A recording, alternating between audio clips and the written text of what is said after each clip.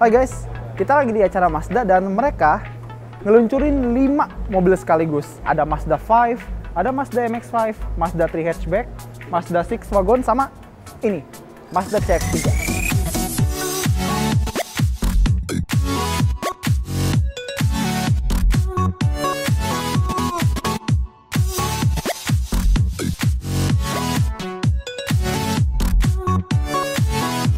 Kalian udah pernah lihat mobil ini di Gias 2016 kemarin, dan akhirnya mobil ini sekarang udah meluncur secara resmi. Sekarang juga kalian bisa pesen, tapi apa bedanya dibanding yang kita lihat kemarin? Nggak ada sebenarnya. Jadi di sini dia masih pakai grill yang khas Mazda, bahasa desain kodo gitu ya. Terus untuk lampu depannya dia pakai LED, ada LED DRL juga, dan bohlam LED-nya itu sama kayak Mazda CX-5 yang paling mahal. Jadi dia punya adaptif LED yang sinarnya tuh bisa milih-milih yang mana mau terangin, yang mana mau digelapin.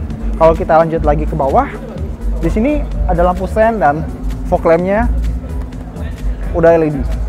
Dan ini pelek Mazda CX-3 dia pakai ukuran tuh menurut gue lumayan gede ya, 18 inci, pakai warna two tone juga, dan bannya dia pakai ban Toyo Process ukurannya 215/50 R18. Jadi kalau misalnya kalian pengen ganti pelek, step up yang paling aman adalah ke 20 inci. Dan ini adalah spion. Ini yang kamar 4 sama Mazda CX-5 facelift. Jadi kalau misalnya kalian lihat CX-5 sama spion CX-3 ini dia sama. Dan kalau misalnya kalian tahu rival dari merek sebelah yang atapnya dia ada panoramik ya. Rival ya, bukan mobil ini. Coba lihat. Karena mobil ini dia punya sunroof, bukan panoramic roof. Jadi cuma di bagian depan aja. Bagian belakang lupakanlah. Cuma emang kalau misalnya kalian lihat mobil ini pasti mikir, wah ini saingannya buat HR-V sama Outlander Sport sih. Sebenarnya itu benar, tapi kalau Outlander Sport itu kan Lancer di crossoverin, HR-V itu Jazz di crossoverin. Nah kalau si X3 ini adalah Mazda 2 di crossoverin. Jadi kalau kita anggaplah ini adalah Mazda 2 yang disemprot lemak sama dikasih mesin 2000 cc. Kita lanjut ke bagian belakang. Oh ini bagian belakang Mazda CX-3 dan emang ya mobil itu dari depan samping belakang cakep asli. Di sini ada roof spoiler, lampu LED-nya nih asli ini cantik banget, nggak ketulungan. Terus di sini ada defogger, wiper belakang. Dan kalau misalnya kita buka bagasinya, ini merupakan salah satu poin yang harus kalian pikirkan sebelum milih Mazda CX-3. Kenapa? Kalian lihat ini lantai dari dasar ke lantai bagasinya ini lumayan tinggi. Jadi kalau misalnya ngangkat yang berat-berat, bakal sedikit repotan. Terus di sini juga dia nggak ada electric tailgate, jadi bukannya harus manual, pakai otot. Dan kapasitas bagasinya sendiri gue nggak bisa bilang lega. Jadi sebenarnya biasa aja. Sempit sih enggak, tapi bukan yang paling lega di kelasnya. Kita lihat di bawah sini. Jadi dia punya ban serep, itu tipenya ban yang biasa dipakai secara temporer. Ini bukan ban yang sama seperti keempat ban biasanya, dan peleknya pelek kaleng. Yang gue suka dari produk Mazda belakangan ini, kecuali VX-1 karena itu R3 di Mazdain, yang gue suka adalah mereka tuh kalau bikin mobil yang sporty itu niat, biarpun mobilnya sedan, crossover, hatchback segala macam, mereka niat bikin sporty. Contohnya, mana sih mobil lain yang kepikiran buat ngasih knalpot ganda yang beneran berfungsi? Coba lihat, ini ada knalpot 2, ini kan sporty banget ya, jadi kayak bener-bener crossover yang paling sporty di kelasnya. Jadi kalau kalian beli crossover buat bawa orang rame-rame, gue rasa Mazda CX-3 ini bukan pilihan yang paling bagus. Kenapa? Karena ini posisi duduk gue di depan dan dengkul gue tuh hampir mentok sama jok depannya, kepala gue juga hampir mentok, gue 178, tapi kalau misalnya begini sisa dikit sih, tapi emang bukan yang paling luas di kelasnya. Buat penumpang belakang, kepraktisannya juga agak kurang sedikit karena pertama di sini dia nggak ada armrest, jadi cup holder aja nggak ada. Paling ini ada tempat penyimpanan kecil di sini, kantong jok satu, dan di sini nggak ada kantong jok. Kantong di pintunya juga sempit karena buat naruh botol minum aja, pas-pasan. Oke, kita lanjut. Di Di sini ini asli, ini merupakan crossover yang paling driver oriented yang pernah gue rasain. Untuk yang harga di bawah 500 juta. Ini posisi duduknya tuh spot on banget. Jadi bener-bener kayak kita duduk pengen langsung nyetir gitu. Posisi duduknya juga bisa diatur tinggi rendah, maju mundur sama reclining. Tapi pengaturannya nggak elektrik. Terus setirnya dia bisa maju mundur, naik turun. Terus di sini kita dapat panel instrumen sama head up display yang merupakan common part sama Mazda 2 GT. Ya wajar sih, kan Mazda 2 ini basisnya si CX-3. Terus ini ada layar buat MZD Connect, jadi ini iDrive-nya Mazda. Kontrolnya bisa touchscreen atau enggak pakai controller di bawah sini. Jadi benar-benar kayak Beamer ya. Ya Mazda kan Beamer Jepang ya gitu ya. Terus di sini kita lihat ini AC-nya, ini ada buat ngatur suhu. Kita pencet di sini ada buat mode auto climate control, sama buat ngatur arah hembusannya. Cuma kalau kalian berharap material yang mewah, di sini emang ada kulit. Sebenarnya ini kelihatan mewah ya, mana jahitannya tuh jahitan asli dan rapi. Tapi untuk material yang lain sebenarnya ini hanya plastik biasa ya. Bahkan kalau misalnya ditekan-tekan masih sedikit agak kurang, bisa lebih baik. Tapi kalau misalnya kita bicara kepraktisan, mungkin ini yang jadi kekurangan si CX-3 ini. Soalnya kalau misalnya kita lihat glove box-nya biasa aja, bukan yang paling lega.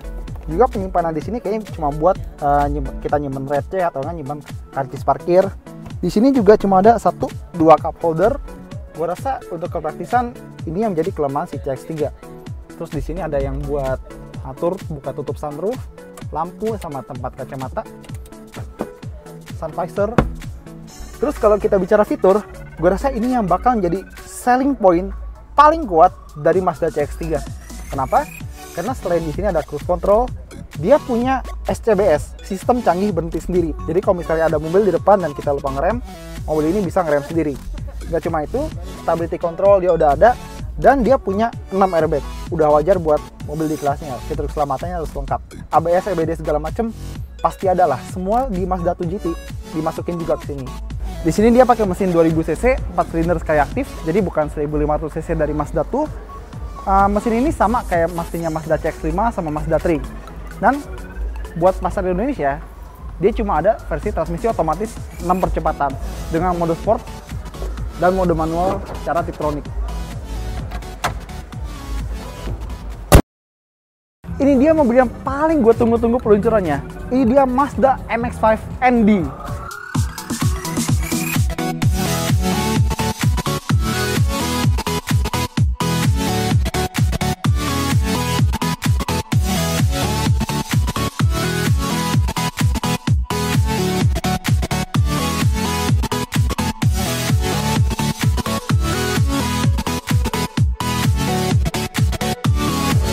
Kenapa gue bilang ND?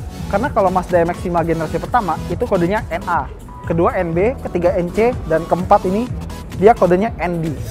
Tapi Mazda tuh bisa ya ngerubah mobil yang imut kayak MX-5 atau Miata. Kalau misalnya kalian main di For Speed Underground, mereka bisa bikin muka yang sangar buat sebuah mobil yang aslinya tuh imut dulunya.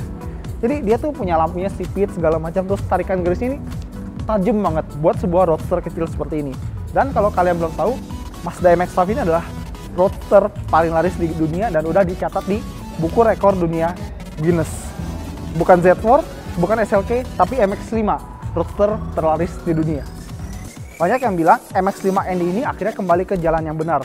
Karena kalau mobil lama itu gede banget, MX-5 MC itu gede banget, dan dia ini akhirnya mengecil seperti generasi aslinya, generasi Mazda MX-5 NA.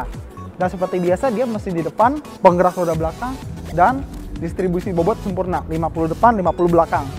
Dan mobil ini emang kecil sebenarnya. Kalau kalian lihat tuh kayaknya nggak segede sports car lainnya, katakanlah Toyota 86. Jadi ini tuh emang mobil yang ringkas banget. Mazda MX-5 di Indonesia dia pakai mesin 2000 cc 4 silinder Skyactiv yang tenaganya sekitar 150 PS. Jadi kalau misalnya dibandingkan dengan sports car lain mungkin tenaganya kecil. Tapi ingat, poin dari MX-5 adalah handling dan fun to drive. Jadi kalau misalnya kalian pengen tahu asiknya mobil ini, harus di test drive, jangan cuma diliatin. Kalau kalian lihat di video ini kan dia ini warna merah ya. Ini dia pakai cat yang sama dengan cat di bagian luarnya. Jadi kalau misalnya kalian pesen warna putih, ini juga warna putih jadinya. Dan Mazda tuh pintar. Jadi mobil ini dia tuh 100 kg lebih ringan daripada generasi yang sebelumnya. Kenapa bisa begitu? Karena selain dia menggunakan material-material yang ringan, dia juga punya namanya the Gram Strategy. Apa itu artinya? Jadi begini, anggaplah ini ada power window, di bagian dalam ini ada kaca yang kalian nggak kelihatan. Kaca-kaca itu tuh dilubangin sedikit-sedikit biar bobotnya makin ringan. Jadi makin dilubangin di bagian yang nggak kelihatan, jadi beratnya bisa lebih enteng. Dan ini dia punya driving position tuh yang perfect banget. Jadi setirnya bisa naik turun, joknya juga pengaturannya banyak banget. Tapi sayangnya untuk saat ini dia cuma punya transmisi otomatis. Padahal gue ngarep datangnya manual sih. Terus di sini dia ada MCD Connect, ngaturnya juga sama dari sini, dan sorry to say ini mobil yang tidak praktis buat harian karena lacinya kecil. Terus ini juga glove boxnya kecil, cup holder juga 2, dan di sini. Tapi ya emang itu mobil sport nggak ada yang praktis, seenggaknya sampai yang saat ini. Terus kalau misalnya kalian lihat lagi, pembukaan atapnya masih manual, nggak ada elektrik.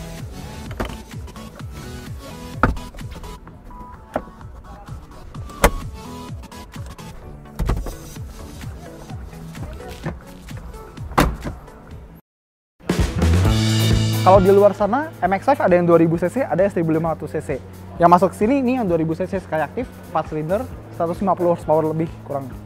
Dan kalau misalnya harga MX-5 ini, dia sekitar menyentuh 700 juta. Kalau misalnya menurut Mazda, cukup mahal. Tapi kenapa harus mahal itu? Padahal di luar negeri, itu MX-5 adalah sports car atau roadster yang terjangkau. Makanya karena terjangkau itu, dia bisa laris banget. Cuma kita penasaran karena ini adalah salah satu mobil yang paling ikonik dan paling menarik di dunia. Jadi kita sangat menunggu untuk bisa test drive mobil ini.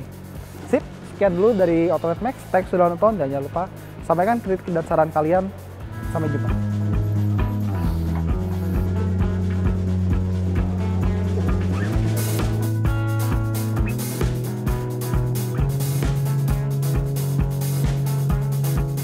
Naik turun. Informasikan untuk seluruh rekan media yang masih berada di ruangan bahwa sesi foto telah selesai. Forum akan kami bersihkan untuk sesi berikutnya. Terima kasih atas kedatangan. Ya, lanjut.